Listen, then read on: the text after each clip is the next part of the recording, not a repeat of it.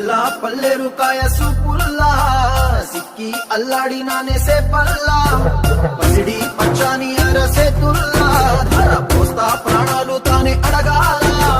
Sita కోకల్లె